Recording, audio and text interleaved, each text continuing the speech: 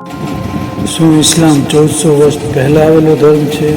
શું ઇસ્લામને આવ્યાને 1400 વર્ષ જ થયા છે?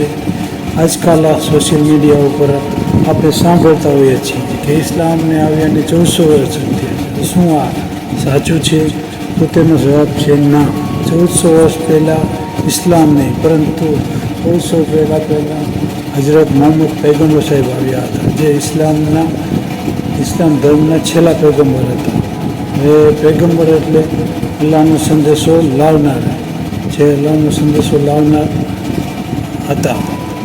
ઇસ્લામનો ઉદય આમ જોઈએ તો આદમ અલૈહિસ્સલામથી થયો, જે પૃથ્વી પરના સૌથી પહેલા માનવ હતા. એટલે જ તો આપણે આદમી તરીકે ઓળખાય છીએ.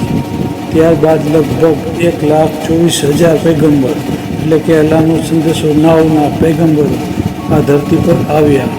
આજથી 5,000 વર્ષ પહેલાં હજરત ઇબ્રાહીમ અલૈહિસ્સલામ આવ્યા, જેમણે મક્કા શહેરમાં જે કાબા છે તેમનો પાયો નાખ્યો. તેમને હજ શરૂ કરી અને કુરબાનીની પરંપરા પણ ત્યારથી જ શરૂ થઈ છે.